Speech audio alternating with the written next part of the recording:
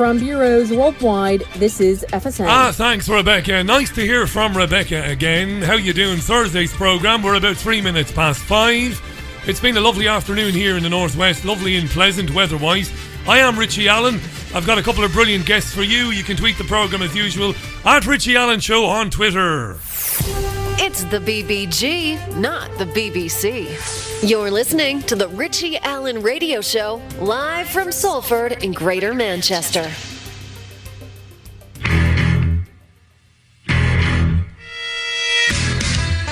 It's the Richie Allen Show, broadcasting live on richieallen.co.uk and multiple platforms around the world.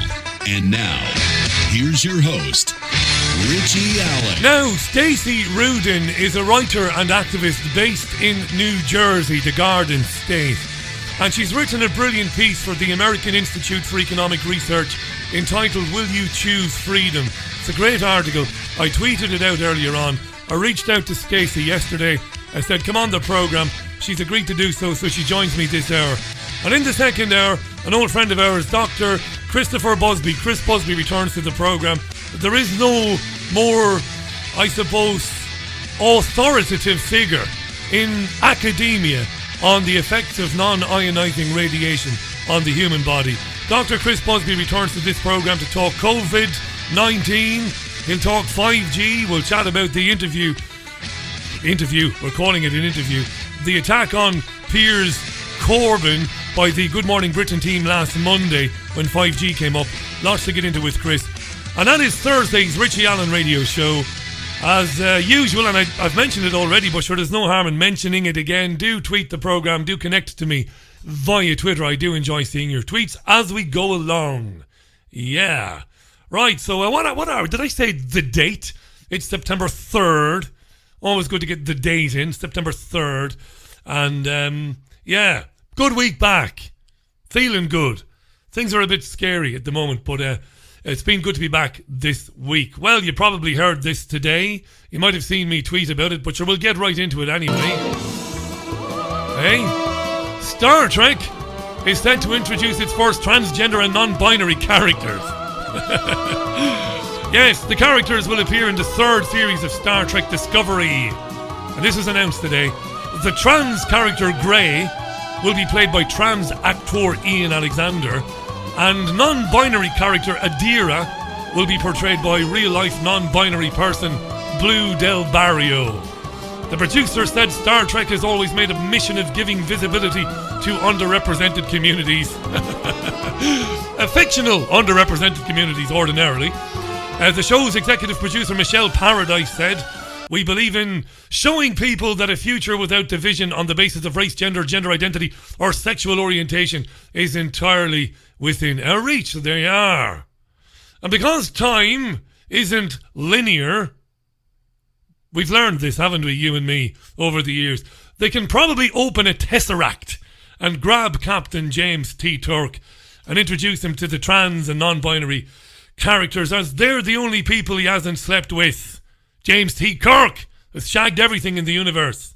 Borgs, Klingons, Tribbles, Romulans. He's bedded them all, but not trans or non-binary people. They're life, Jim, but not as we know it. And for balanced reporting, and only for balanced reporting, I was going to spend an hour with a young Brazilian trans woman who operates out of an apartment in Salford Quays. This is true now. I found this on the internet. I found, there are she-male prostitutes. She-males, they call themselves. A very feminine-looking Brazilian trans woman with a penis as long as your arm, apparently. And I thought, because it comes up so often in the programme, I should pay the trans woman a visit. But then I realised it would cost 200 quid for the hour. Honestly, I'm not making it up. Now, I'll do anything for my craft, for journalism, but I don't have £200 for an hour with a lady boy. And I was thinking, maybe I could crowdfund it. And then I was thinking, how would you word the crowdfund appeal?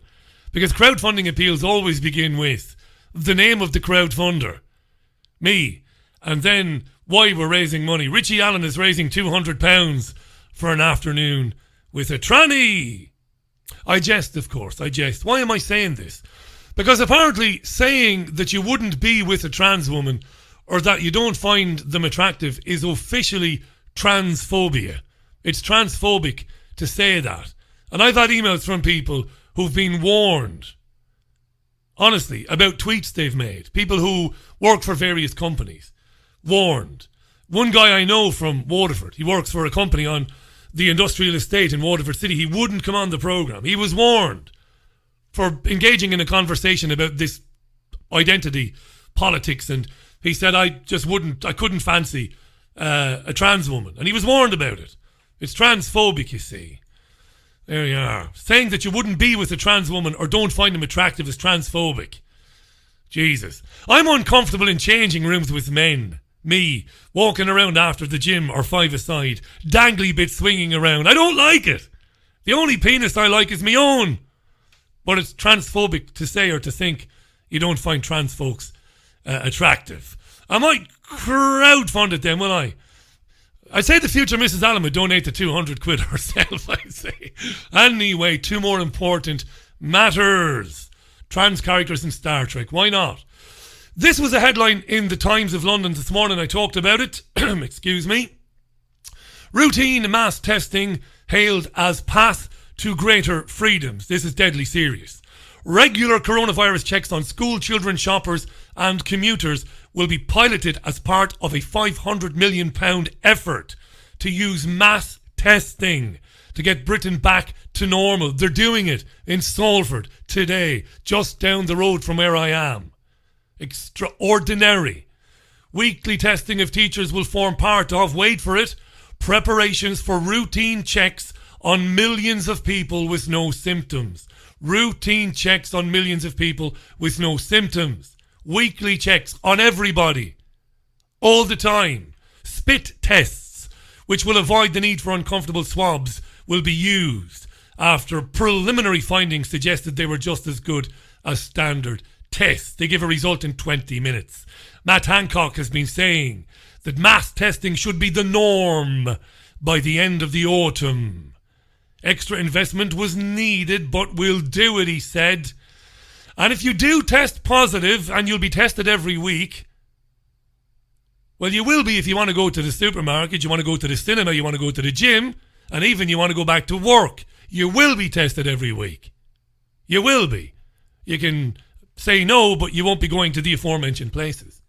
And if you do test positive, you will be referred to the NHS test and trace system so that your contacts can also be isolated.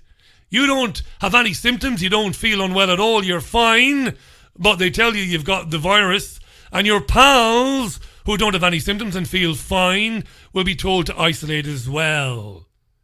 Lovely. Here's Matt Hancock speaking to BBC Radio 4's Today programme today. Well, I hope that if this mass testing regime comes off, if the new technologies we're working so hard on work, or if we manage to get a vaccine between now and then, which we can't rule out, then I hope we can have a happy and loving Christmas that people yearn for. But we will, of course, do everything we can to keep people safe. We can't say that absolutely yet, but let us all try to just pull together, do the social distancing, back all these new innovative technologies the scientists are coming up with, and then just maybe we can have that Christmas that everybody wants to see. And a last word, you said you were, in your own words, very, very worried. Amazing. Nobody challenges this. This is Nick Robinson, former BBC political editor. Just doesn't challenge it. The lunacy of it. The dystopian nature of it. No. God, no. The guy is saying, do what we tell you, and you might have some sort of a normal Christmas. Nothing from the BBC. Is there a chance, again, you can't know, but is there a chance that it might get worse before it gets better, that what we've seen in Europe may happen here? What an utter failure Nick Robinson is as a human being and as a journalist. Stoking the fear. Is there a chance things might get worse? Instead of saying, what did you just say to me on my radio programme? No. Yeah. Well, I am, of course, it's my job to worry about that. It's my job to worry about that, but it's also my job to try to protect this country from that. And the combination of the quarantine policies, the social distancing that everybody does, and we're going to roll out a massive campaign to reaffirm the basics of hands, face, space, the testing that we've talked about this morning, and then where necessary, the local lockdowns. You know, some of these things aren't there to make me popular, but they're there to keep people safe. And that is and with that... And apparently, the cavalry is coming in the form of a vaccine. And with that package of measures, I hope we can get through this, and then we have the cavalry of the vaccine. The cavalry of the vaccine. Which is still coming towards us, but it isn't here yet. Nobody is sick. Nobody is sick. There isn't a virus anymore. There isn't any. I don't believe there ever was a pandemic. There certainly isn't now. Insane. No opposition to it. Weekly spit test. The Telegraph as well. It's happening in Salford. Being reported nonchalantly by asleep at the wheel failures of journalists. You're asymptomatic. Nothing wrong with you. But you'll be tested and told you have COVID. Got to isolate. So do your contacts. It's tyranny. Sky's Kay Burley also interviewed Hancock. Did she tear into Hancock about plans to test us regularly? Did she fuck? No chance. Did she tear into him about health passports? Did she scream at him? What? Are you mad, Health Secretary? Were you reading 1984 when you came up with that? No. Burley didn't challenge it. She wanted to know when it would be available for everyone. Burley was more interested in the ridiculous row over former Aussie PM Tony Abbott coming to advise the UK government on trade negotiations with the European Union, because apparently he's an expert in that, the former Aussie PM Abbott. But Burley was more concerned about the fact that he's a misogynist and a homophobe. Mad times we live in. Something that you will know about, and I'm sure you will want to comment on, is Tony Abbott. I can see that you're wearing your NHS Pride badge. I wear mine with pride, is what you've tweeted previously. Tony Abbott, who was the former Prime Minister of Australia, some suggesting that he may well be potentially a UK trade ambassador. He says he feels threatened by homosexuality. He also says elderly people should have been left to die naturally from COVID, and men are better set to exercise authority than women. Is he the right sort of person to represent us? Well, as far as I understand it, the proposal is that Mr. Abbott supports the UK on trade policy, which is an area in which he's got a huge amount of expertise. You know, I bow to nobody in my support for everybody to love who they love, whoever that is, well, as you know, and as we've talked about a lot, but I think, you know, we need to have the best experts in the world working in their field, and as the former Prime Minister of Australia, obviously Mr. Abbott has got a huge amount of experience. Even if he's a homophobic misogynist? Well, I think that is. I don't think that's true. I haven't seen. I've just told you what he said. I'm sure you don't support some of his comments. He's a homophobe and he's a misogynist. Well, he's also an expert in trade. So one plays off against the other? Really? Is that really what you're saying, Health Secretary? Come on. Burley is wretched, isn't she? Shrill and wretched and pathetic. Doesn't matter. I couldn't give a damn about Tony Abbott or any other politician myself. It's a non-story on the one hand, but on the other hand it's a very important story because it's one of the new norms, where you can be ostracised, exiled from the community if you hold opinions that have been deemed unacceptable. This is a big thing, and it's been gathering pace for several years, hasn't it? Now, it's an accepted thing. If you say or think that which the herd has disallowed or disavowed, it can destroy you socially and economically. What Abbott thinks of women, old people or gays has nothing to do with his ability to work as a trade advisor or negotiator. His opinions are his own, whatever anyone thinks of them. Bit silly, I would say, some of his opinions. Bit antiquated. Doesn't matter, does it? But it does, you see. And that's an idea that isn't having its time. It's basically established now. That's why it's a story that's worth talking about today. Staying with COVID and the rollout of regular testing for everyone, the Middlesbrough Mayor Andy Preston, the Mayor of Middlesbrough Andy Preston, had a warning for the people of the North East. Here he is on Sky News this afternoon. The Mayor of Middlesbrough warning people, warning them. My warning to the people is to do the obvious. My warning to the people. Imagine. My warning. I'm warning people now. My warning to the people is to do the obvious thing and do not listen to conspiracy theorists who blame George Soros, Bill Gates, and say it's all a hoax. Do the right thing. Even if you don't believe it yourself, show respect for others who want you to cover your face. What? Even if you don't believe it yourself? You might have good reasons for not believing it. Do it anyway. Do the right thing. Even if you don't believe it yourself, show respect for others who want you to cover your face. No! Wash your hands. When somebody tells me to cover my face, I tell them to fuck off. And if they tell me a second time, they'll never tell me a third time. You know what I'm saying? Wow, eh? Wash your hands and keep a distance. And to businesses, although it's not the law, please get your staff in shops, restaurants and bars to cover their faces. It happens all over Europe. It works. Although it's not the law, get your staff to wear masks. No thanks. Well, if we do this, people will feel safer. We can keep our economy going and we can make sure that we're in good shape for the coming months. Marvellous. Marvellous. People whom... It's wonderful. Again, forget the abject failure of Sarah Hewson, the redundant journalist. Absolutely pathetic. Lost with all hands. Thanks to the great Kevin Myers for reminding me of that wonderful phrase. Lost with all hands. Fucking useless. Forget about that. Here's the guy saying that categorising those who question the sanity of wearing masks when there is no evidence that they work. In fact, all the evidence is to the contrary, and all the evidence suggests that it could be very harmful. And he's categorising them all as people who blame it on Soros and Gates. It's untrue, of course.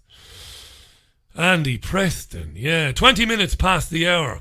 A little bit more for you in the old news roundup. A little bit more for you.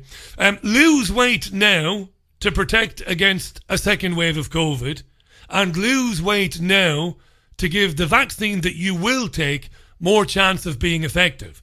Says who? Says doctor and TV personality Dr. Michael Mosley. Here he is speaking to Ben Shepherd and Susanna Reid on Good Morning Britain. This beggars belief too. Now, what is the link, the established, proven link between obesity and overweight and suffering coronavirus? Unfortunately, it is the fact that if you are significantly overweight, particularly if you're obese, then that will increase the risk if you get COVID-19 that you will end up in hospital. It approximately doubles your risk. And then if you end up in hospital, the chance that you might actually die. It's not going to increase your risk. You'll actually get it because that's down to washing your hands, social isolation and things like that. But if you do get it, unfortunately, one of the things we know about having too much fat around your tummy is it undermines the operation of your immune system. So it means the immune system is less effective at coping with the virus when you get infected. And another thing which people are unaware of is we got fingers crossed for a vaccine, and we know that a vaccine is less likely to work in people who have too much central obesity. That the fat around your tummy sends out these signals which undermine the effectiveness of the immune system, and that seems to be the main way it's operating. The Prime Minister has got a grip on this personally. He, as we know, has hired a personal trainer. He's losing weight. He was affected personally by COVID, of course. Have you seen, as someone who is focused on this, that rippling out to the rest of the country? Or do you think we've still got an issue with weight and we're not taking it seriously? You can't believe what you're hearing, so you can't. And then he goes on to talk about this lunatic idea of getting people whom are overweight onto a plan that will see them ingest only 800 calories a day. This is insane. Taking it seriously. I think it has been a sea change, and the fact that it's coming from the Prime Minister means that, people are listening, and in particular, governments are beginning to suggest solutions. This week alone, we've seen them begin to roll out a programme for the NHS of rapid weight loss, 800 calories a day for 12 to 20 weeks. That's based on a big study which showed that by doing that, you can reverse diabetes or at least put it in remission. Yeah. What's going to happen to very, very overweight people who crash down to 800 calories a day for 12 to 20 weeks? It's going to kill many of them. It's going to cause many of them to have heart attacks and strokes. Don't take my word for it. I've been listening to nutritionists and not on national radio now, because they've been kept off national radio, and dietitians and physiotherapists and biologists who say that if you get overweight people to do that, it could kill them. It's lunacy. Protect the NHS. Go on an 800-calorie diet for 12 to 20 weeks. That's going to kill people. Maybe that's the point all along. This is the Richie Allen Radio Show, Thursday's edition, the 3rd of September, 2020.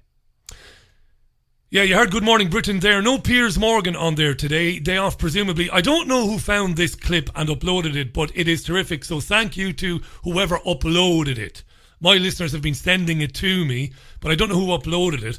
On Monday, Piers Morgan was at his obnoxious best, trying to and failing to humiliate our friend Piers Corbin. Called him a nutter and called real doctors whack jobs. He said vaccines were safe, totally. And he said it was a lie to suggest otherwise. Now, back in 2013, Piers Morgan was on CNN. He was given Larry King's show and lost the audience in a matter of weeks. He is dire. He is really poor, Piers Morgan. And at that time, 7 years ago, he had a guest called Dwight Yoakam on the programme. You will know him as a country singer and actor. Speaking of vaccines, have a listen. This is a trip down memory lane, Piers Morgan. Welcome to you, Dwight. Thank Before we go you. any further, you're a singer. Yeah. You must have had sore throats I over hear the years. that. Well, you know As you can what? tell, things are deteriorating. Is there any advice you can give me? Don't ever take a flu shot again. Now, I watched that night with Dr. Oz, and in deference to Dr. Oz, I think he's, he seems like a completely competent doctor, and I don't understand any of the kind of biological aspects of the, of the meds that. But we're both doing the maths, aren't we? We both saw him put that thing in my arm, and within 10 days, I've been struck down. I you know what? I don't want to tell anybody out there. I'm not a medical advisor. Get your vaccines if you. I don't believe in them. I'm just suspicious by nature, and I saw you get it. And here we are. Well, let's try. We'll try and plough on with the interview, notwithstanding the fact I can't speak. Yeah. Just in case you missed that in the middle. We both saw him put that thing in my arm, and within 10 days, I've been struck down. We both saw him put that thing in my arm, and within 10 days, I was struck down. We both saw him put that thing in my arm, and within 10 days, I've been struck down. I'd love to credit the person who found and extracted that. Sadly, I don't know who to thank, but well done. And today, the US Centers for Disease Control, the CDC, is asking states to get rid of red tape, remove red tape, and prepare to distribute a potential vaccine by the 1st of November. Yeah, good luck with taking a vaccine in November, rushed through by the CDC, which is controlled by the Bill and Melinda Gates Foundation. Good luck if you start, well, I mean, it's insane, isn't it? What are we now? September 3rd, you're talking 8 weeks. Would you take that vaccine? It's a scenario being planned for. It'll be rolled out just before the US election. The CDC asking states to remove red tape to make it easy to distribute a vaccine. It's ready to go. If you take that vaccine, don't be surprised if things start falling off on you. Don't be surprised if you start falling asleep 500 times a day. We live in a mad world now.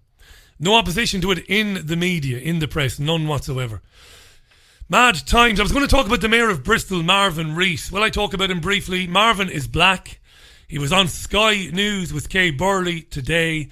Marvin went to Yale University. Did well for himself. Marvin's family, Marvin's father, his family. Fair enough.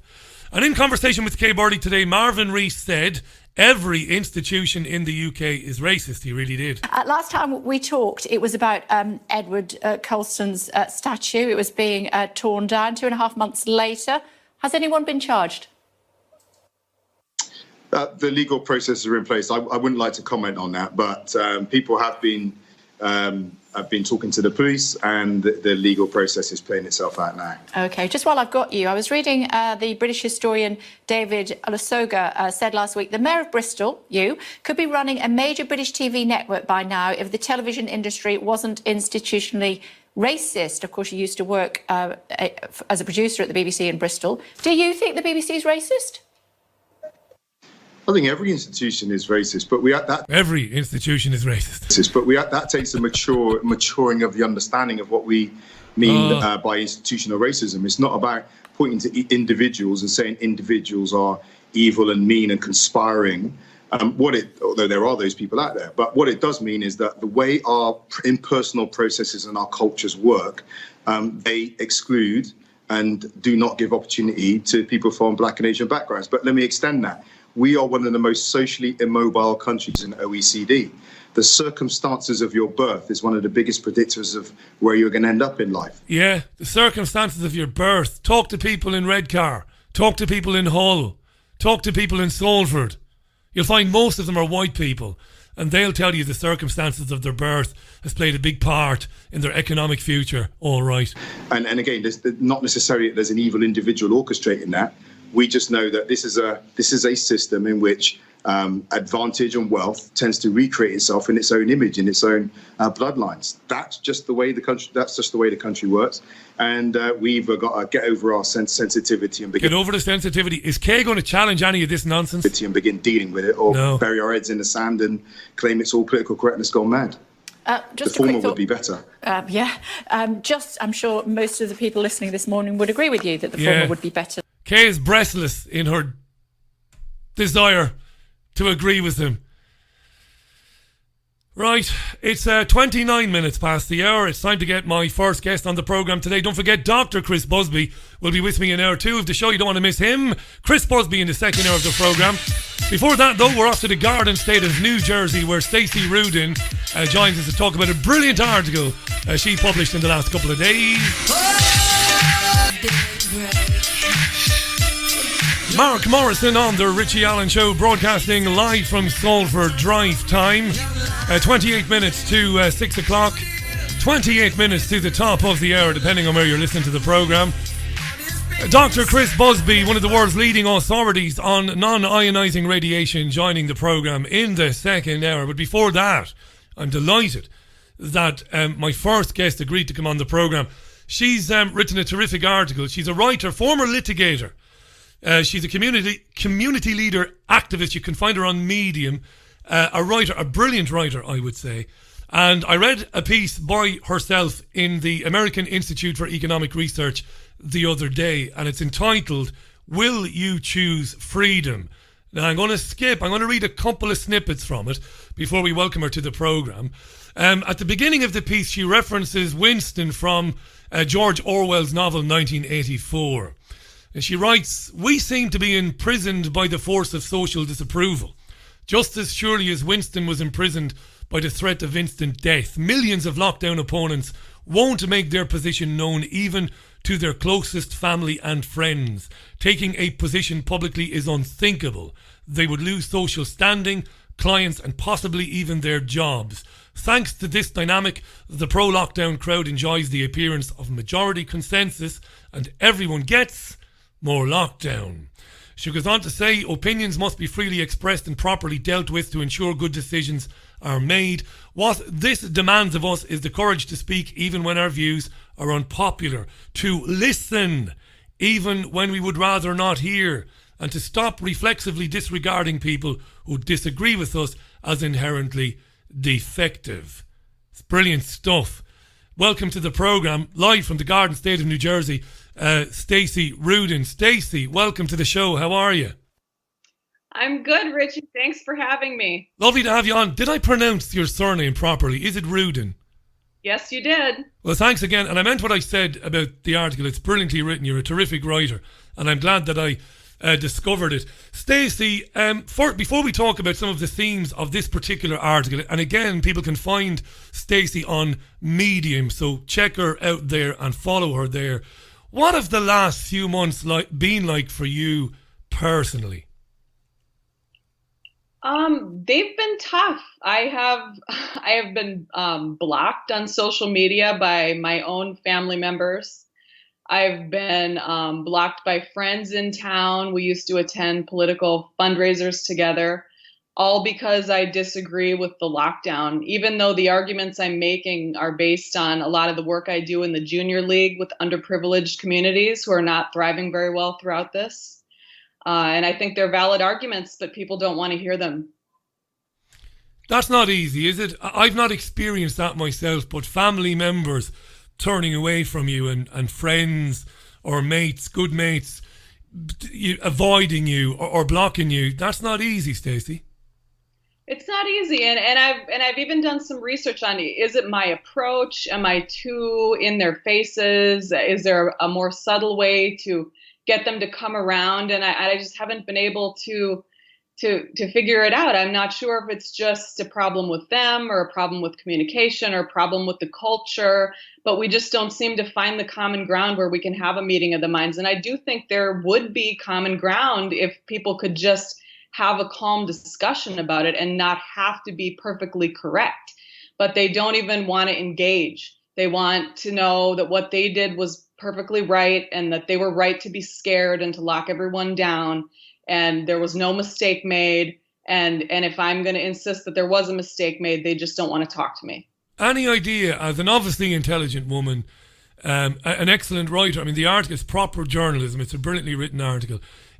Any idea why so many of us have become like that? I mean, you look at any range of issues, whether it's to do with climate change, for example, whether it's to do with health, increasingly people, lots of us, and I kind of used to be like that, I was going down that road as well, have become more insular and surround ourselves with people whom echo the opinions or the ideas that we have.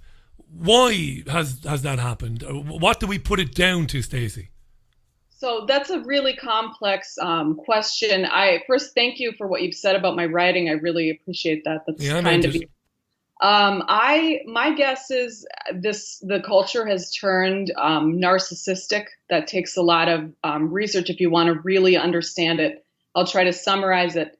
I think that there's a big focus, particularly in the more affluent populations, of social climbing over the truth. We kind of say the things and do the things that will get us into the right clubs, into the right circles. We want people to be happy with us because they have power. They can do things for us. It leads to business growth. It leads to more clients. It can lead to connections. And people are kind of prioritizing that. And even if they have to do something a little bit shady, a little bit bad, that's their priority. So when this big shutdown happened, it was really confusing for everyone. We were told we're going home from school for 2 weeks. And then all of a sudden it just kept getting extended and extended. And I know for a fact, because I was vocal on social media and I was saying, this is wrong, what's happening here. And people would not agree with my posts publicly, but they would email me behind the scenes and say, thank you for speaking out because I can't, because I'm going to lose clients. I would lose my job. So I know that they did what they had to do to keep their family, above water financially and socially. And so they were quiet. So they were suppressed. So really their focus is their social standing over being authentic. And I think a little bit it comes down to insecurity, not being able to stand on your own and defend your position and be willing to disagree and take a hard argument, head on and tell people that they're wrong. A lot of people are just not willing to do that right now. And I don't know if it's inherently, it's confidence and, comes down to some really deep personal things. People need to do some really deep digging, I think. Yeah, self-censorship is becoming a normal thing. On this, Stacy Rudin is our guest, by the way. Find Stacey on Medium. I've tweeted the article. You can also follow Stacey on Twitter. It's Stacey with an E, so it's Stacey, and it's Rudin. There's only one Stacey Rudin on Twitter. You'll find her. Follow her. She's very, very interesting. This is grown-up debate, It's very important. So you're seeing self-censorship. One of the stories in the news today, I think perfectly illustrates what you've been saying there. You have the former Australian Prime Minister, Tony Abbott, and he's been invited by the UK government to help in the Brexit negotiations, the trade negotiations. But apparently Tony Abbott has said some things in the past that are a bit silly, a bit stupid. He said things about women which are ridiculous, really, and I'm not trying to score any points with anybody. He's been against gay marriage, which again I would find pointless and futile. But the big row here is today is that it doesn't matter how good this guy Abbott is as a trade negotiator. He shouldn't be allowed anywhere near this job or any job because of the opinions that he holds. Now, I come from a place, Stacey, where I would have had family members whose opinions would have been on the right. Now, my thinking was always on the left. I'm a bit of an old socialist, a bit of an old lefty, trade unionist. And we were never encouraged to ostracize or exile somebody just because they had silly opinions. Like my granddad wouldn't have had very, nice things to say about gay people. But who cared? He's still your granddad. But this whole row about Tony Abbott, the Aussie PM, I think perfectly illustrates that's an idea now that's come home to roost.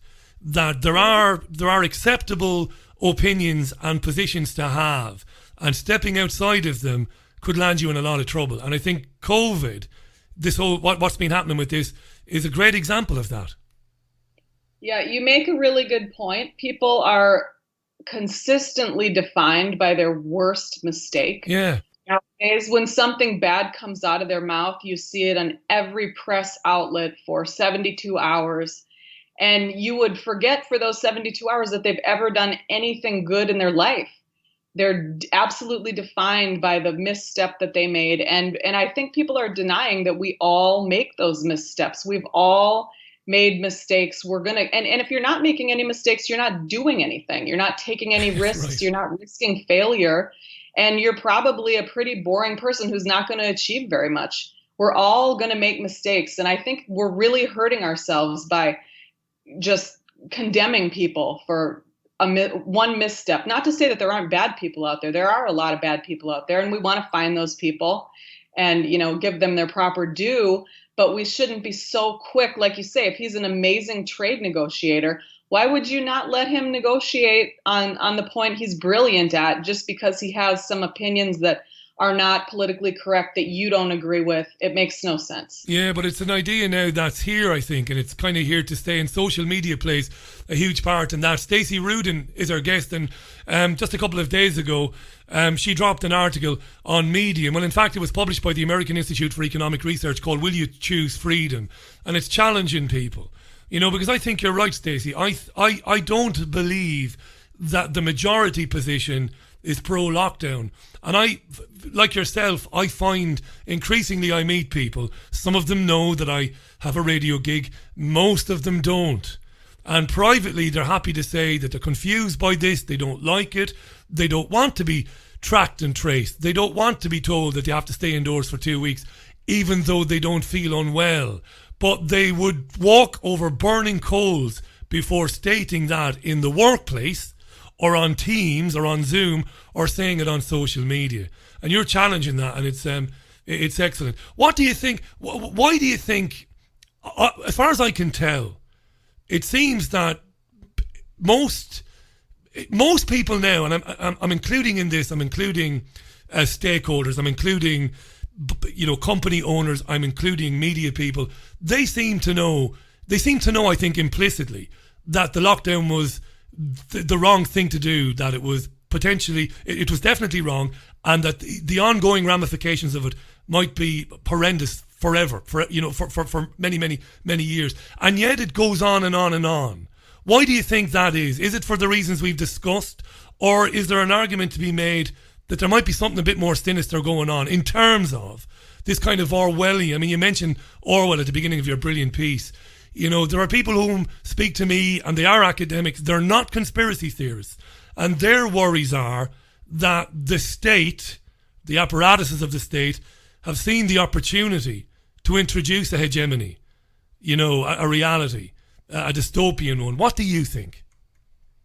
I think you can argue both positions. I think that there's a level of leaders not wanting to admit to mistakes. They sort of were bullied into lockdown. There was a lot of social media lead in. I don't know if you've seen that stuff.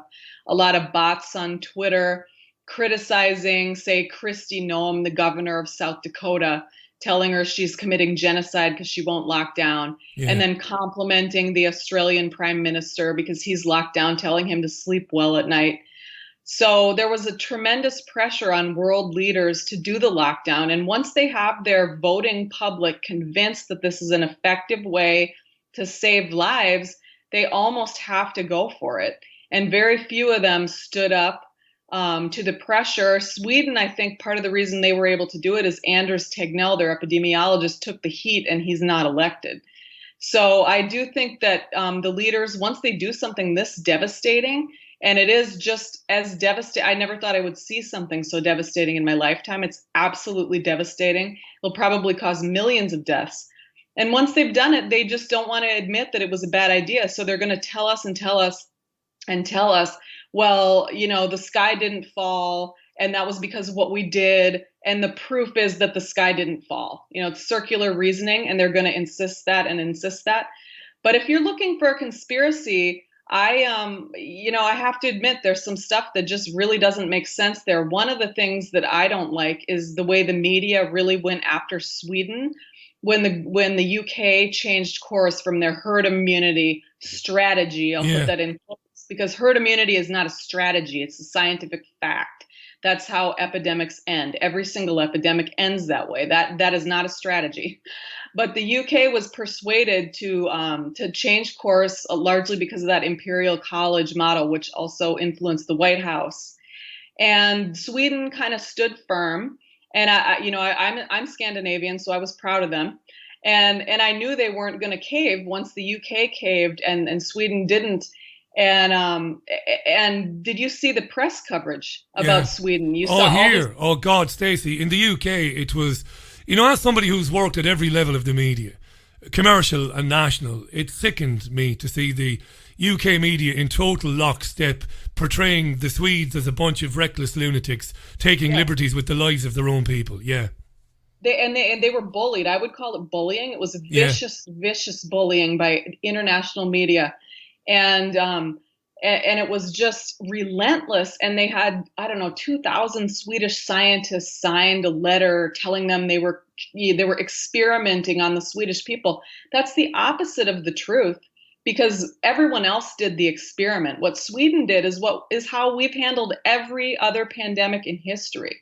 So they flipped the truth and they smeared Sweden. It was a brutal smear campaign.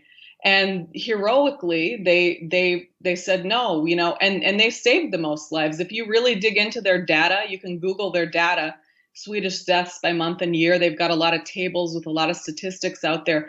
You can see that as of last time I checked, it was week 32. They had lower per capita mortality in week 32 of 2020 than they had in week 32 of 2015. That's right. And if you Google, Swedish mortality 2015, I don't think you're going to get any hits. I don't think anyone talked about the flu that year or how terrible Sweden did with their deaths that year. It just doesn't exist.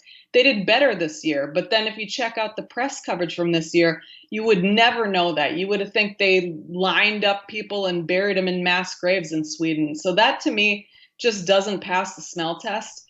And the other thing that really bothered me was when this whole shutdown happened in early March or mid-March, the Diamond Princess data was out there. They had this cruise ship, I think it was harbored in Japan.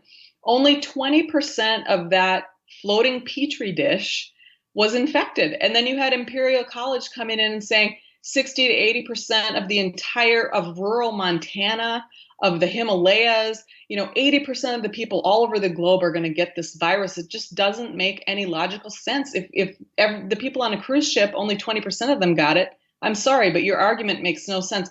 No one would listen to that. The press never mentioned it. And then you had the data coming out of Italy, and it was saying, I think it was 98% or 99% of the deaths had at least one comorbidity, and the average was 4. Right. And the age was above 80.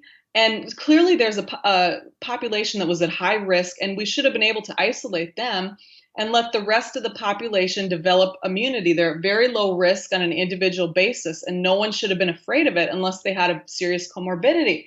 And that would have actually been better for the high risk people, because if people like me go out, we develop the infection, we recover, the world is going to be safer sooner for the high risk group.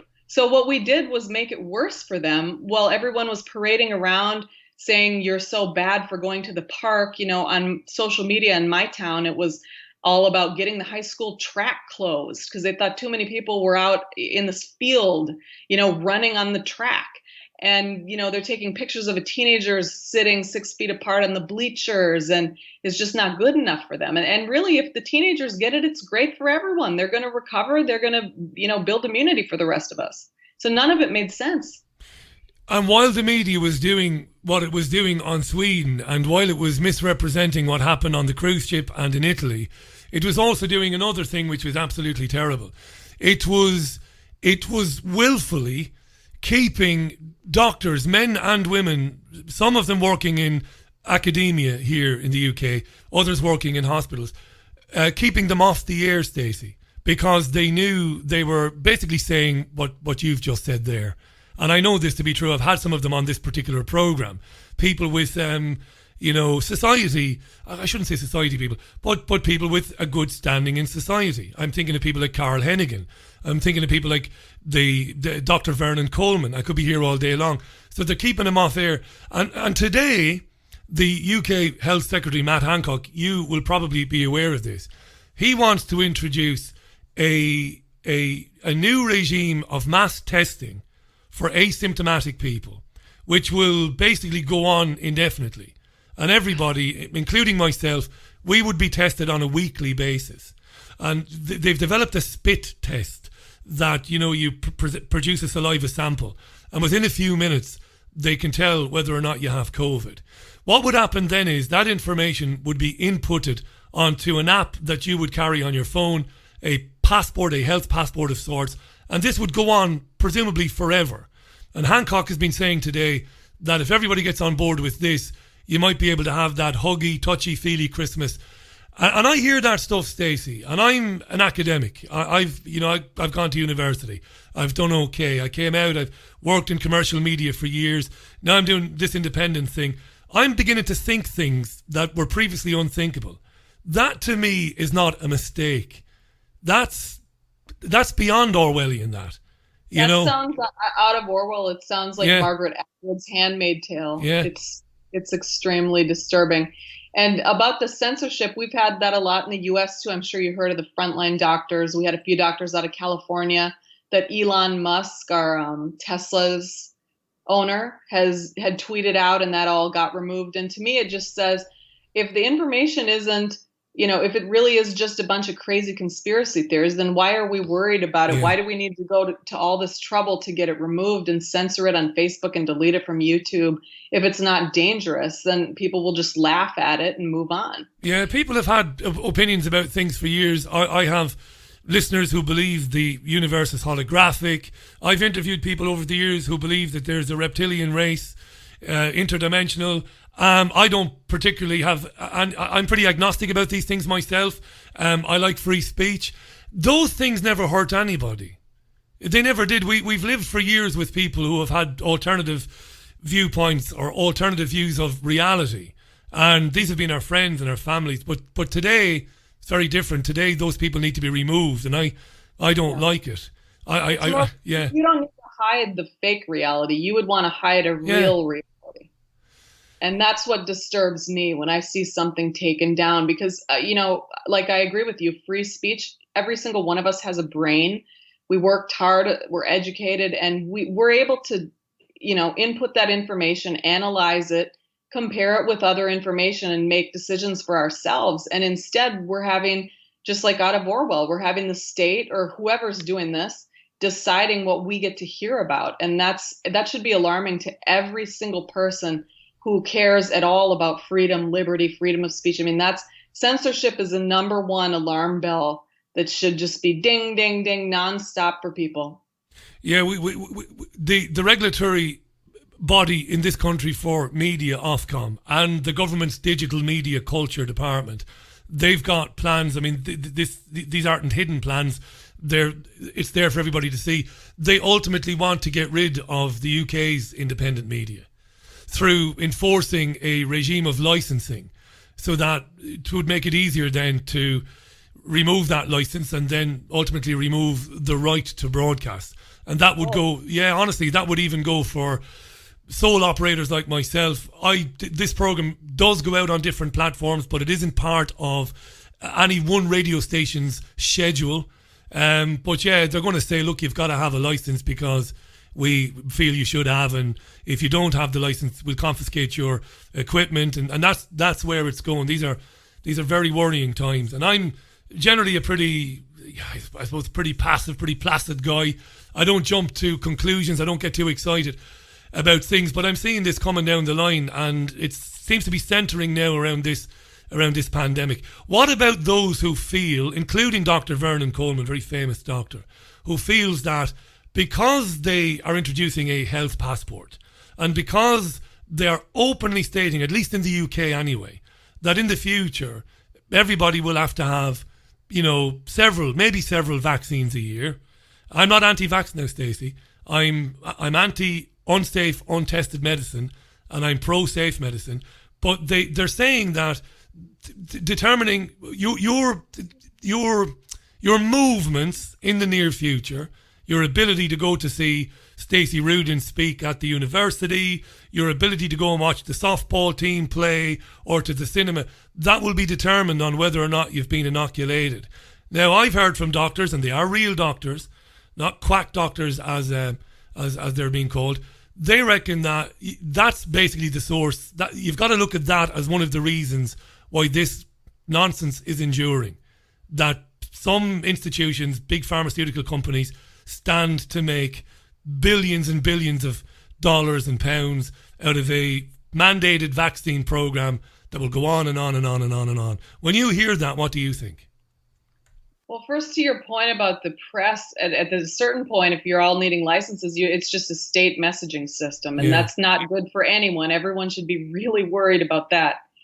And then second, about the vaccinations and the health passport, it's just, you got to ask yourself, you got to really think critically, like, what is the justification for this? Did we have a big, huge infectious disease problem where everybody was falling sick and society was not functioning, and you were hearing your friends and relatives dying way below the expected life expectancy? Like, was that happening? Was there a disaster that we were fixing? What were we fixing?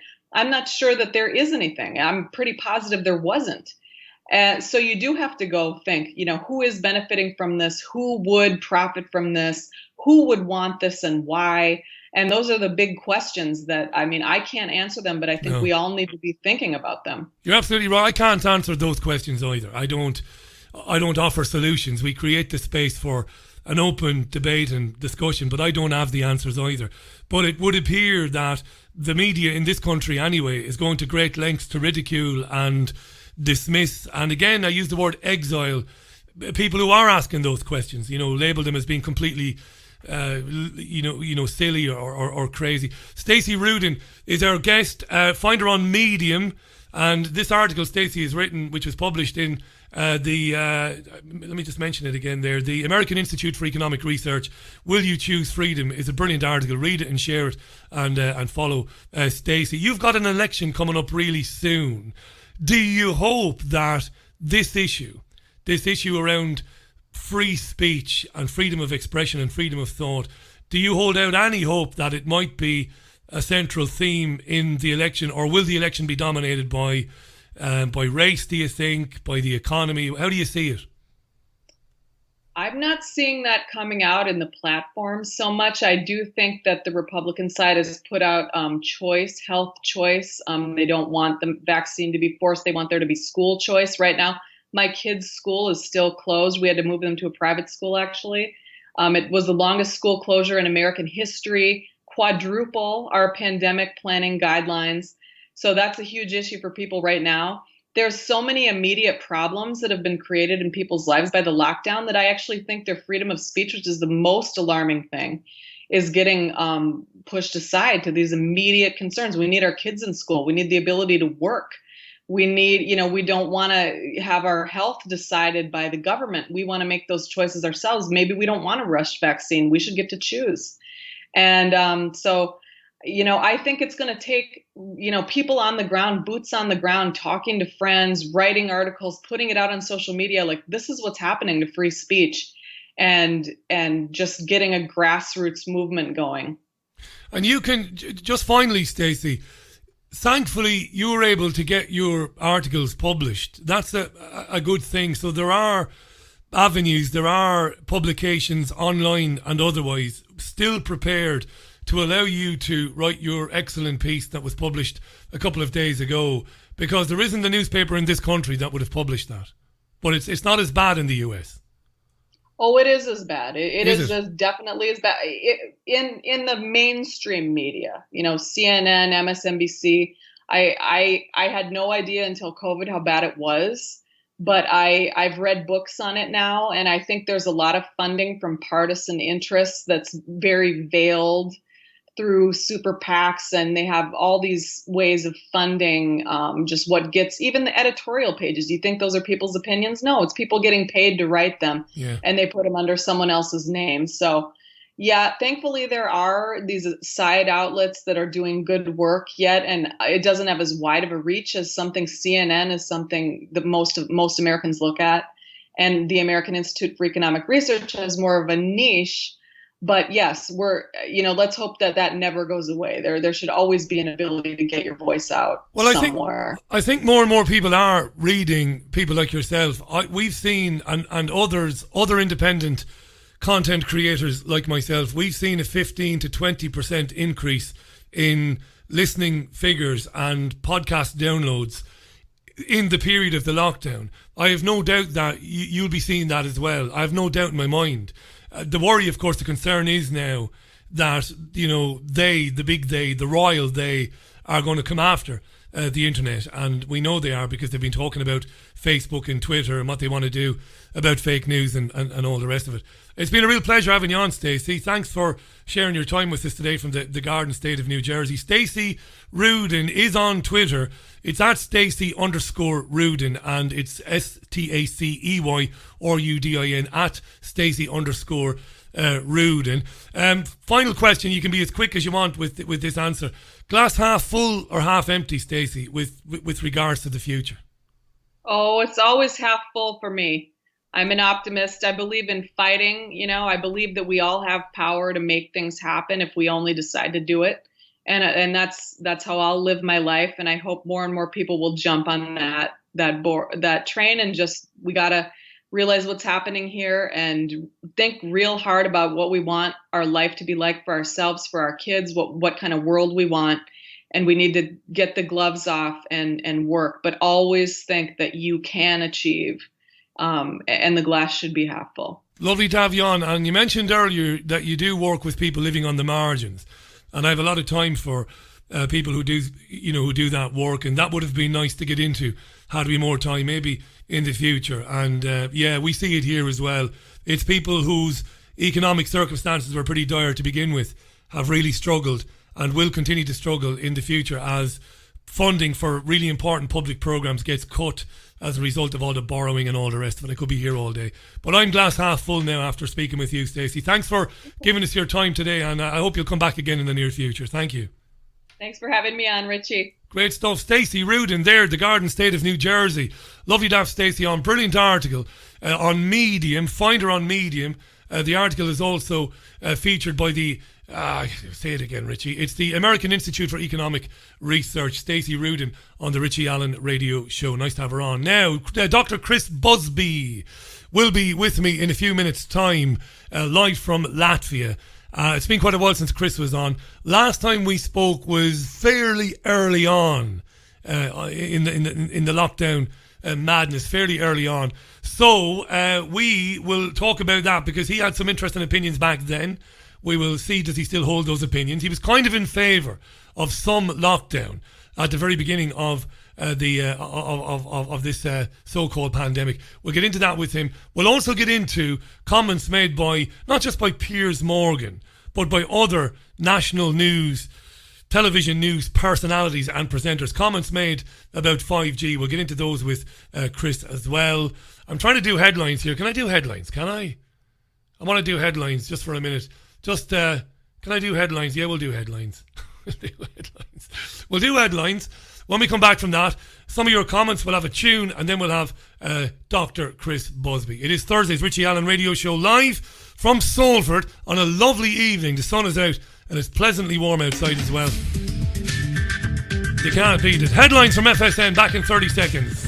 From Feature Story News in Washington, I'm Rebecca Foster. The Kremlin says it has not yet received details from Germany outlining allegations that opposition leader Alexei Navalny was poisoned.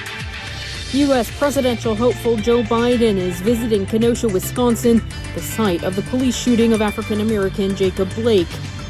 And the UK government has announced plans for mass COVID testing. Yeah, thanks there, Rebecca. Mass COVID testing, that's the big story of the day. If you're just joining the BBG live, it's coming up for 6 minutes past 6. It is on Thursday, September 3rd. That is the big story. The UK government wants to introduce mass testing for everybody in the country, for everybody asymptomatic, and for that to be a regular thing, a weekly thing. And if we do that, if we obey and agree to be tested, pulled aside every week to provide a saliva sample, if we agree, well, then things might get back to some semblance of normality. It's beyond dystopian, it's beyond Orwellian, Huxleyan. But what are you going to do? There isn't very much opposition to it. There isn't. Tens of thousands of people took to the streets of the UK's capital city, London, last weekend. That's a good thing. The vast, vast majority of people in the country, and I don't mean to dampen down your spirits, but the vast majority of people are in favour of it. I think it's great. I think it's a good thing. They've been scared to death. I had emails from listeners today. Lorraine in Oz. I'm going to hold over the email and read it on Monday or Sunday morning. I might read it before the end of the programme. Very interesting email, very important. And emails from other listeners about workplaces and schools that I want to get into, about what's happening to children in schools. There was a video doing the rounds of Twitter today, purportedly a video taken inside a classroom in the UK that claimed to be of a teacher scaring children about not wearing masks. I didn't play it because I can't verify the authenticity of the video. I'm sure it is authentic, but I can't verify it. I've tweeted the person who posted it. It was a mother who said that it was her son's classroom and presumably her son took the video, but I'd like to get verification of that before playing it. But it wasn't nice to hear that teacher basically laying the law down to children, telling them that, well, we might play it before the end of the programme. After all of that nonsense, after all of that preamble, here's music from The Clash then. I Fought the Law. This is one of the all-time great cover versions. Love this. Back in a moment with Dr. Chris Busby. And this is a Freudian slip, actually. I'll explain that in a minute. Chris Busby, very shortly. The Clash and I Fought the Law. That was a genuine Freudian slip. A genuine Freudian slip.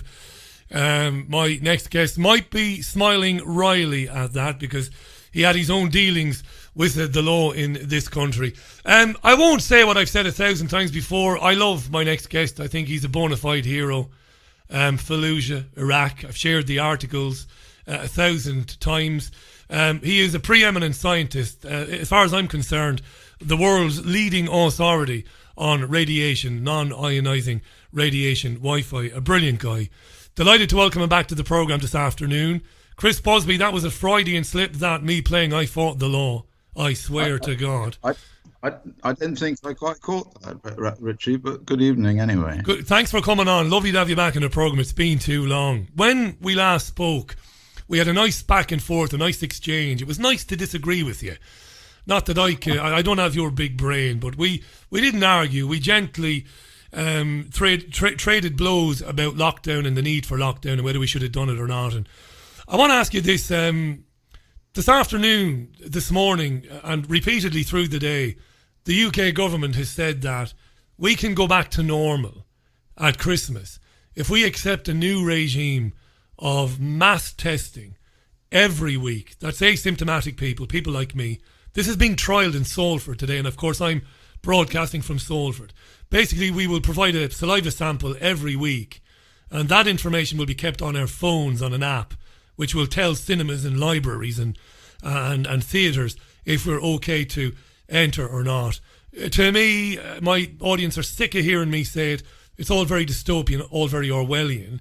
Has your opinion in the time we've spoken changed about lockdown and whether it was needed or not? And what do you think about these measures that they are mooting as a way to help us to get back to some kind of semblance of normality? I'm going to shut up and let you speak, Chris. What do you think? Oh, well, it's a movement based on desperation, it seems to me. The economic consequences of the lockdown are very serious, not only in the United Kingdom, but everywhere that it's been done. And what we have now is a situation where essentially the government has to continue to print money in order to pay people to stay alive when they're not working. And clearly they don't want to go on doing that forever. And so they're going to try and pull some sort of stroke in order to get people back to work. Now, the problem with this particular move, that the sampling and so forth, is that we have to believe that it's meaningful. So in other words, we have to believe that their tests are accurate and will properly locate people who have to be isolated in some way. And I don't think there's enough evidence to show that is the case. A lot of these tests, I think, are quite questionable. So that's my position on that. I would say that lockdown worked. I mean, you've only got to see the countries where they did lockdown. I mean, they were quite anal about it here in Latvia, and the rate in Latvia is almost vanishingly small. But the rate in countries where the lockdown wasn't brought in early enough the rates have been very high, and lots of people have died. I mean, well, one can argue about the various ways of categorizing the numbers of people, the rates of people with carrying the COVID virus, but you can't argue with deaths. So if you look at deaths per 100,000 population, which is a real number, because a dead person is a dead person, you see that there have been an awful lot of deaths from COVID-19 in the United Kingdom. But hasn't the government here admitted that the counting of the deaths was itself very, very, very flawed, and they acknowledged that people were being signed off as having died of COVID, even though they'd made a recovery and had gone on to die of something else? And isn't it true that the vast majority of people who died are still people over 70 whom were kind of cocooned in care homes where they were invaded? I hate to use the word invaded, but hospitals were emptied, and senior citizens who hadn't been tested for any respiratory infection were then sent into those care homes.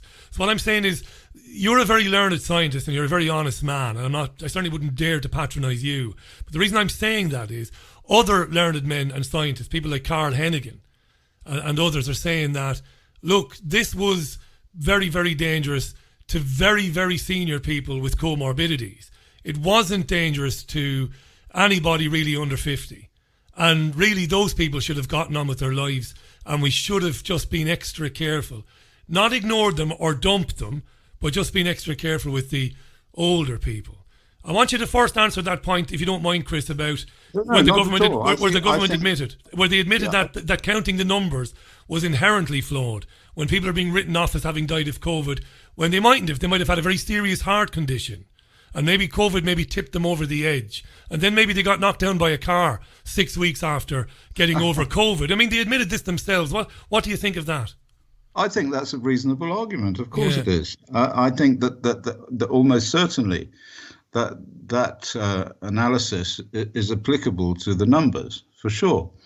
But the point is that the differences between the death rates in countries like the United Kingdom, which I think at the moment is about 680 per 100,000, is it per 100,000? Per 10,000. So 680, just think of that as a number. There's a number of people who have died, and at the same time they've been, the assignation of death has been COVID-19. So that's like 680. But in Latvia, it's something like 20. So that difference couldn't possibly be due to this argument that it was just, as you say, people who were going to die anyway, and they just happened to die and they couldn't get into hospital because the hospitals were all tied up and blah, blah, blah. I don't see it myself. And of course, this is a value judgment. You know, we look at the facts and we look at all the unfacts, if you want to call them that. Yeah. You know, the fake news and all the chatter that goes on the internet, and you come to some kind of decision about what you believe. And what I believe is that it is a serious disease. It certainly isn't. I mean, what you were saying, that the vast majority of deaths were in the over 50s. That's not true. The majority of deaths were in the over 50s, but not the vast majority. An awful lot of people under the age of 50 suddenly ceased to be able to breathe, and they were taken into hospital and they were put on ventilators, and then they died. So there's something serious happened there. I mean, it's a real illness. Yeah, and the ventilator, sorry Chris, to interrupt, the ventilator issue is another issue, and emergency room doctors in New York reckon that people didn't need to be put on ventilators. And I agree with that. And it was I agree with that. ventilator. So I just happened to mention the ventilators thing. The point is that they went into hospital, they died. They were not old people over 50, and they were not people with comorbidities. They were people who were healthy, and they died, and they were young, under the age of 50, and there are lots and lots of them. The government's own figures now, Chris, Sorry? The government's own figures, I've got them here in front of me. I don't want to waste too much time on this, because I want to ask you a little bit about Latvia. But the government's own figures clearly demonstrate that, yes, it is the vast majority of people who have died from it were over 60 and did have comorbidities. And I want to talk to you about Latvia, because you mentioned Latvia as a success story. And I looked into Latvia after the last time you came on. The Latvian authorities weren't stupid enough to lock old people into care homes, to shut the windows and the doors, and then to let people out of hospitals who hadn't been tested in. They didn't do that. And I think that's a very good argument, a very valid argument as well. What say you? Of course, the Latvian authorities were absolutely brilliant in their response to all of this. I mean, they found, as soon as somebody was checked into a hospital with something that had the symptoms of COVID-19, those people were everybody that those people spoke to or knew or had visited or had been in contact with were traced. So they did, and they did this all very early on as well. And I think that's probably one of the reasons for the success. Of course, you know, I mean, I mentioned before that I had this 2 virus theory. Yeah. And there's also the possibility that the Latvian, what shall I say, genetic makeup, which is different from the UK genetic makeup, may be more resistant to the disease. All of those things are possible. And so we're like, you know, swimming about in a sea of eventualities and looking at all the facts and trying to come to some conclusions. I mean, the baseline here, you ask me, and this is my opinion, is that it is a serious disease. And as I said before, it was created. And I've got a few things to say about that if you're interested. Absolutely. And as a result of it, lots of people have died from the disease. I mean, I've no doubt lots of people have died anyway, and the disease has been linked to their deaths, and the numbers are not accurate.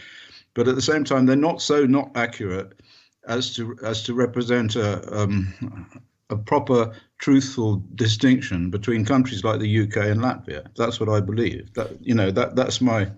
That's my sort of manifesto, if you like. Are you not suspicious that the UK media is, I mean, you know, nobody, I haven't had a better guest in recent times than yourself that understands what the UK media can try and do to somebody when they tell the truth, as you've done more than once in your career. I mean, the extraordinary lengths you went to tell the truth about depleted uranium munitions and the effects on civilian populations. Career-ending stuff, you know, not career-ending stuff, but stuff that does, you know what's going to happen. You had the balls to do it anyway, so you know what they're like. And they're keeping, let me just finish this point. They are keeping academic professors in this country off the air who say that we've passed the peak of this a long time ago and that we've already reached herd immunity and that the lockdown now is madness, and testing asymptomatic people and then telling them to isolate, even though there's nothing wrong with them, is madness. And they're keeping them off the air. You should be, of all people, I would expect you to be very suspicious of that. Yeah, if that's the case, then I think that's very wrong. I believe that they should be allowed to say what they have to say or what they believe. But we do seem to see sudden increases in the levels of coronavirus in certain areas. and big admissions into hospitals and people dying in certain areas, and there have been, elective lockdowns in those areas. So it does seem as if it's sort of flattened out. I mean, I agree. I predicted long ago that the peak would be in April, and it was in April. And then it's come down since then, but it hasn't vanished. You see, I thought it would vanish. I was wrong. I thought that this virus, because it was a novel virus and it was created, that would be unstable and that it would disappear quite quickly. But actually, when you look at the numbers, it doesn't seem to have done so. It's sort of gone down, and then it's bumping along at a particular level, including that level of deaths as well, in most countries, in lots of other countries as well. So we have all these red lists. So, for instance, in Latvia, you can't come here from England anymore without signing all sorts of forms to say that you've got to self-isolate for 2 weeks and so forth. And the English are doing this to the Spanish and to the French, and the French are doing it to the English. And there's sort of like a red lining war. And millions will be out of work. I think where we differ, and I'm not an academic, like I'm not a scientist like yourself. I agree that there's a virus. I agree with you. We spoke about this. I was very interested last time, and I'll ask you to summarise that again in a moment, because I do also want to talk about 5G, which has been in the news a lot in the last few days here. I believe there's a virus. I have no doubt about that. I believe that it was created. What I don't believe was that the virus was as serious or as deadly as we were told it to be. And I believe that certain parties have seen the opportunity to bring in this kind of Orwellian, dystopian reality where people are told that their lives, their ability to work or travel will be determined in the future by taking vaccines which are not safe or which might not be safe. I believe it's absolutely tyranny what's happened. I believe that. And I'm open-minded. I don't come to those conclusions because those are the conclusions I want to reach. I've looked at every bloody angle of it. I mean, Chris, they want people to carry passports on their phones. This is mad stuff, I agree with you. I agree with you. I think it is dystopian and all the rest of it, and I think there is some kind of plan behind it all, and so forth. The only areas where we seem to disagree is that I believe that it is a seriously dangerous disease. Yeah. And so on that, and so I differ from those. And you've made a good case, Chris. Listen, you made a good case. Your opinion is valider, but more valid, as in mine. Thanks for coming back on.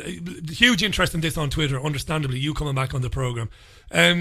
We've got till the top of the hour if we need it. If you want to hang around till the end of the programme, you're welcome to do that, of course. So, summarise why you believe this virus is what was created. Why do you think it was created, and to what end? Remind us. I think it was created... I have to say that I'm in touch with an awful lot of shady characters. Yeah.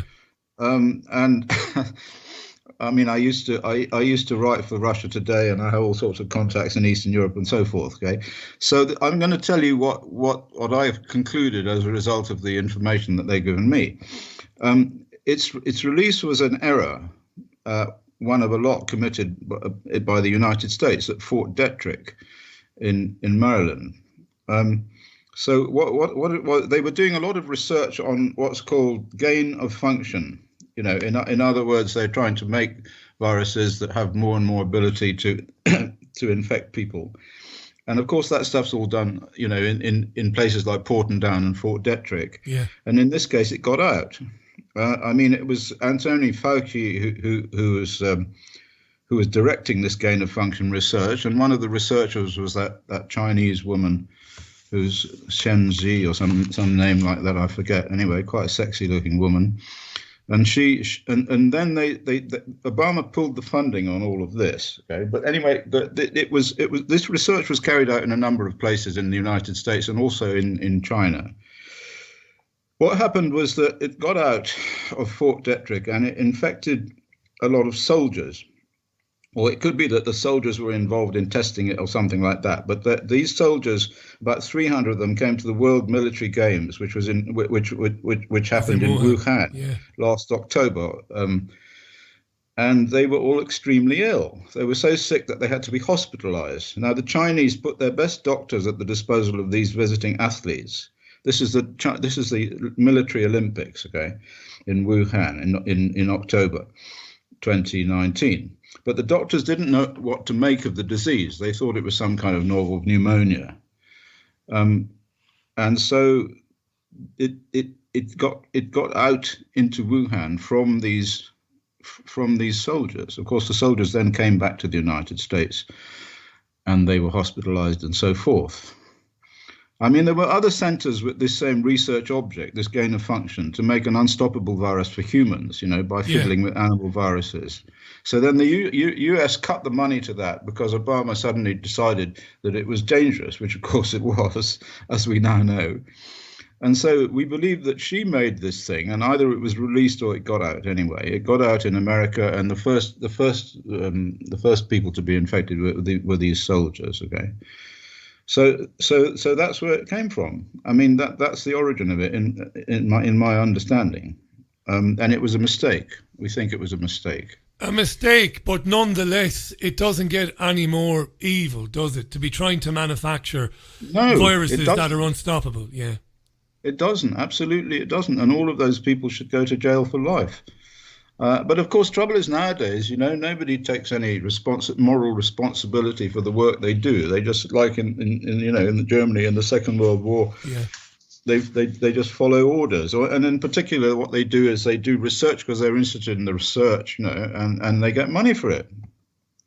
Some of my listeners are tweeting, and they're a bit annoyed by something you said about hospital admissions. Now, I'm looking out the window of the studio, and if there wasn't a big building in front of me, I'd be able to see Salford Royal Hospital, because it's just across some allotments near me. That gives an idea of where I am. I'm in Salford, right?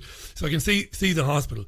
I was told anecdotally by 3 different workers at Salford Royal, 2 nurses and one who works as the janitor, that the local media here was exaggerating what was going on at Salford Royal, that the hospital was never under any pressure. Never. It was never full to capacity. It was never anywhere near full to capacity.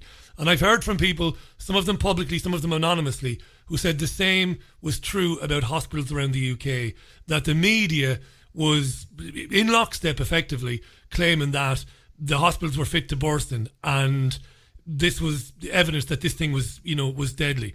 So some of my listeners are annoyed. I mean, they love Chris Busby, but they're saying, look, Chris is misinformed here. The hospitals weren't full. And remind Chris that these Nightingale hospitals they built out of indoor stadiums, music venues, never took a single patient. Here. Well, as far as, I'm not trying to say. And I'm not trying to catch you out, by the way. I love you. You're one of my heroes. I'm just doing my job. I have never said that there are millions of people going to die, okay? Except if it was unstoppable according to the original, mathematical curve that there was. I mean, right back at the beginning, that's what I looked at, and I saw the curve and I saw where it was going. And so that's all. I'm quite happy to believe that there aren't hundreds of people dying in hospitals and people lying around on floors and all the rest of it. My position on this is a bit like Pascal, the philosopher. There are 2 responses to this. One is it's very dangerous and I don't want to catch it, and I want to do as much as I can to avoid catching it. Right. Now, the other is that it's not very dangerous, but I would still say I don't want to catch it because I might be wrong. I mean, if I go down, if I take this forking path of decisions, if I go down the decision that it's very dangerous and I don't want to catch it because I might die, then I'm not going to die. If I go down the other route and I think, well, I don't really care very much, the thing is I might die because I might be wrong. So the best way is to believe that it is dangerous and to act accordingly. Surely that's a sensible, rational response. Well, to be absolutely fair to you, and my listeners are tired of me saying it, but I'm going to say it anyway. Back in January, I was gravely ill with a respiratory infection that my doctor hadn't a Scooby-Doo what to do with it. Now, I've never smoked a cigarette in my life. I'm about 1.5 stone underweight. I run 6 kilometers a day, 5-6 days a week. I don't care. If people think that's extreme, I don't care. I do it because I love it. I'm in good shape. But I have a history of bronchial issues. And every now and then I get a bad chest infection and it knocks me down for a bit. What happened to me in January was unprecedented. I've never felt anything like it. And I made a video to say to my listeners, listen, I'm going to be off air for a while. And I was so bad, I thought I was going to die. So I said to me listeners, don't forget me. I was in a bad way. I couldn't get breath into my lungs. There was no phlegm. There was no sputum, which I ordinarily would have when I get these infections. Doctor hadn't a clue what it was. I believe the virus is nasty. Maybe it is dangerous. Like I think the people who say there's no virus at all are morons.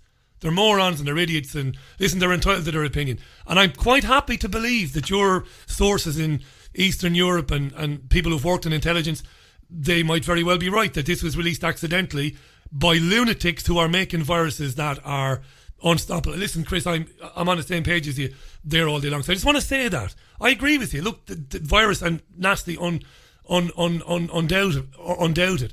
But what's happened, to the economy, the shutting down of schools, the keeping healthy people locked indoors and all of that, that's where not that we disagree, but I probably focus more on that than anything. Can I ask you about if you haven't heard of Chris Busby, by the way, I know you will have heard him. If you haven't heard of him, I'll tweet out links to where you can read about Chris and the incredibly brilliant work he's done on Fukushima, on non-ionising radiation, the work he's done to expose the effects of Wi-Fi towers, cell towers and cell phones. He's a great man, and I'm proud that he's on the programme. 5G. Jeremy Corbyn's brother, Piers Corbin, who's a friend of ours, a friend of the programmes, was on national television the other day. And they tried to embarrass him because he was talking about no new normal, we're not going to live like this in the future, getting vaccines 2 or 3 times a year and all of that. And he was doing his best. And of course the media is very hostile, Piers Morgan. And they try to come down on him over 5G because Piers Corbyn is asking questions about 5G. And Piers Corbyn has never said that, at least I've never heard him say that 5G has caused this virus. But the media wants to portray people as crazy. They say this. But Piers Corbyn believes, and he's a physicist before becoming a meteorologist. He's a physicist, qualified physicist, with a master's in physics. He has come to believe that the technology might be exacerbating symptoms in people and making sick people even worse. Now, we did touch on this the time before the last time you were on. No better man in the world to ask this question of than you. What do you think about the idea that, because it is everywhere now, I was able to connect to 5G this morning in a park in Salford. My phone said 5G connected. Could that be causing people with respiratory infections to feel worse? Well, the answer, I would have said the last 2 times that we spoke, I was quite, I didn't really think that was likely. But since then, I've done a lot more research. And I've come across something which I ought to have come across before, because I am an expert on hemoglobin. Yeah. I mean, in 1988, I invented a machine to measure hemoglobin oxygenation, rather like something they now call the pulse oximeter, which is that thing they stick on your finger, and then it tells you the oxygenation level of the hemoglobin in your blood. Incidentally, by the way, it's a pretty crappy thing, pretty useless thing, and I've spoken to anaesthetists and they say it doesn't work. Right. But it sort of works, okay? But anyway, the thing I invented does work. So I know a lot about hemoglobin. Now, the thing about hemoglobin is in 1936, and I'm just outlining the research I've done in the last few weeks, and I've been wondering about coming out with this, because the thing is, if you say something like this, the whole world falls on you, and they're already falling on me on radiation and, the Skripals and God knows what else. I've become the kind of standard conspiracy theorist nutter, But anyway, I have to say this about hemoglobin. Hemoglobin is magnetic. It was discovered in 1936 by Linus Pauling, who went on to get 2 Nobel Prizes. Okay, so he published in 1936 measurements using a GUI balance, a magnetic balance, something that I've already done. I did this at college. I used to do this stuff. You measure the paramagnetic susceptibility of various molecules, and he did the magnetic susceptibility of hemoglobin. And in fact, Michael Faraday first pointed out that hemoglobin was magnetic, of course, because it's got iron inside it, you see, and iron is magnetic, rather simply. So the oxygenated form and the deoxygenated form have different levels of magnetization. Now, therefore, you might imagine that it would interact with an electromagnetic field much more powerfully than other components in the body. Now, we're always told that 5G penetrates the body, to only a depth of maybe a centimeter at most, and it's not stopped by fat, but it's stopped by the liquids and the water in the body. But the surface of the body is enormously diffused with capillaries, which carry hemoglobin, carry blood cells all over the place, okay? And they're full up with hemoglobin, and they carry oxygen to all the cells to all the tissues in the body. Now, if the 5G or even the 4G, because of course this works with all radio frequency, but of course much more so with the 5G because it carries more power, were causing a perturbation of the oxygen levels in the blood, then people who were exposed to this stuff would suddenly start to be breathless. That would give them a dry cough. That would make them fall over. And in fact, my contacts my grey contacts told me that in Wuhan, when they first switched on the 5G, because that's when it started, they switched all these things on as a sort of experiment, people were dropping down in the streets.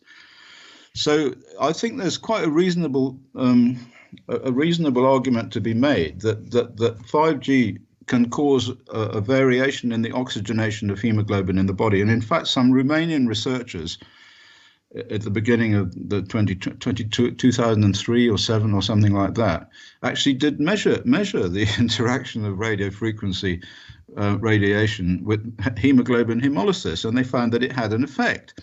And of course, what happened was that a load of other scientists, fell on them, as happens, But you get a response from people who are funded by the industry, and they said, "Oh no, this is just to do with heating." But even if it were just to do with heating, the dissociation curve, that is the oxygen take-up capability of hemoglobin, is very, very dependent upon temperature. So if the surface tissue, if we just get really simple about it and measure the surface increase in temperature of maybe a degree or so, even, of the total surface, what does that translate to in the molecular energy of the hemoglobin in the blood cells? We don't know. I mean, the fact is, I could measure this, but I'm now stuck in Latvia, and all this stuff that I made is in Bideford. But somebody should do it, because I think there is a case to be answered. And in fact, in 2020, I just dug this out recently. Now, see, here we are. Here's Linus Pauling, The Magnetic Properties and Structure of Hemoglobin, Oxyhemoglobin, and Carbon Monoxyhemoglobin. Linus Pauling, Charles Coriel, communicated March 19, 1936, California Institute of Technology. So this is the Proceedings of the National Academy of Science. We've lost Chris momentarily there. I hope we haven't lost him permanently. The line has gone down. Let me just disconnect and reconnect to him there. There's a poor connection. Dr. Chris Busby, this is really important now, what he's talking about here, talking about the hemoglobin and the effects of it, on it even, by exposure to 5G radiation waves. This is hugely important. It could be where Chris says that his internet connection has died a little bit. We'll try and reconnect with him. It's 20 minutes to the top of the hour. This is the Richie Allen Radio Show for Thursday, September 3rd, 2020. Chris is the world's leading authority on the effects of radiation and non-ionising radiation on the human body. And his own curriculum vitae, CV, resume is extraordinary. The work he's done on exposing the lies told about Fukushima, the work he did in Fallujah in Iraq, brilliant stuff, reported on by the great Robert Fisk of The Independent. Great guy, Chris. Having a great conversation with him this evening. Right, yeah. I think he's been knocked offline momentarily. Let me try him again. And failing that, I'll take a tune. And I do have a phone number, I think, for him. I'll give him a bell on the old dog and bone, as it were. Just trying him again. I think we might have to take a tune then. No harm in that. Right, we've got, would you believe we've got Motorhead? Who'd have believed it? Anyway, there you are. Here's Motorhead, Ace of Spades on the Richie Allen Radio Show. Ah, there you go. Thank God for that. Good. Right, off you go. Okay, yes. Well, I mean, all of this is true. And I said that there was a Romanian paper, which was in, when was it? I've got it here. I dug it out. In the early 2000s, in which, is that it? Yes, here we are.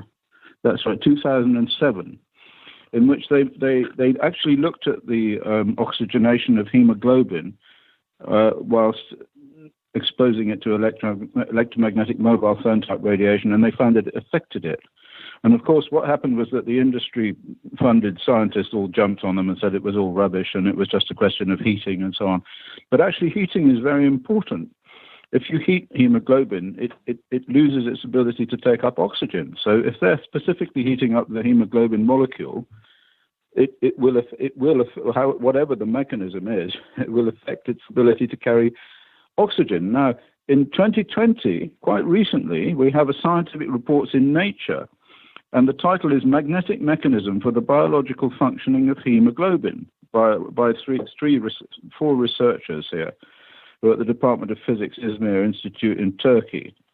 And it was obviously considered a good enough paper to be published in Nature. Now, if there is a magnetic mechanism or there is a possible magnetic perturbation for the biological functioning of hemoglobin, its ability to carry oxygen, then it's perfectly reasonable to hypothesize that the exposure of the surface of the body to radio frequency like 5G could cause a reduction in the oxygen carrying capability of the hemoglobin and lead you to have all sorts of effects which are absolutely identical to the effects that have been seen, the clinical effects that have been seen in hospitals by people who are supposedly suffering from COVID-19. And another point here is that 5G and these high-frequency radio frequency radiations now are absolutely ubiquitous in hospitals. You go into a hospital and you go into any part of a hospital where they have all these machines all linked up together, to show your heartbeat and your respiration and your oxygenation and, all that stuff in intensive care. They're all connected together by Wi-Fi. So you've got these massive Wi-Fi modems in hospital that are generating all this stuff all the time. So you go into hospital and you've got a bit, you've got some problem like pneumonia or something like that, and they whip you into intensive care. And immediately then you start getting irradiated with all this Wi-Fi, which then makes it worse. So that is a perfectly reasonable argument, to my mind. The reason this, again, when this is mentioned, it is, I believe, the emails have gone around the desks of all the producers of the UK's most established radio and television news programmes. They're told, the presenters tacitly, they're told to try and humiliate people who mention 5G. And my other half, who is not a conspiracy theorist and is fairly agnostic about technology, my Mrs. Caroline, she said to me the other day, and it was very interesting, in fact she said it to me a few weeks ago, we were listening to a report about so-called long COVID, where you have experts on television saying that we have evidence that for some people COVID leaves them with debilitating illnesses later on, including fatigue, but including breathlessness and, problems getting oxygen into their lungs. And my missus out of the blue, who's not a conspiracy theorist and never said anything about 5G, she said, if some of your guests are correct about what 5G can do to people, isn't long COVID as a theory a wonderful cover story, she said. And I thought, wow. Yes. Well, no, that's perfectly true. That's perfectly true.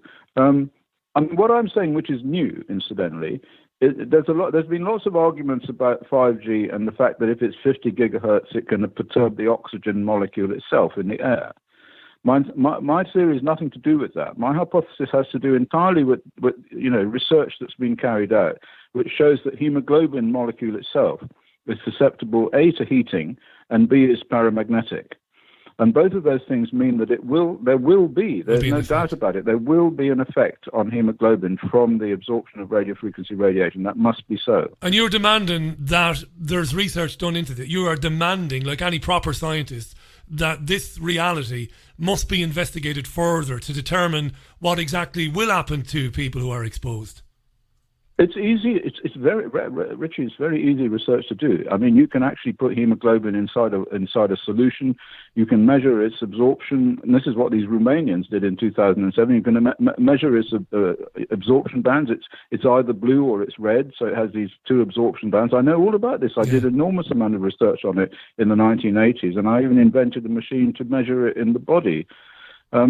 So it's an easy experiment, and then you irradiate it with radio frequency, at various frequencies, and you just look at the difference between the oxygenation in it when it's been irradiated and when it hasn't been irradiated. And I can't believe someone hasn't done this. Yeah, even though for a while there seemed to be some pushback against the rollout of 5G. We know in Belgium the environment minister there called for a moratorium.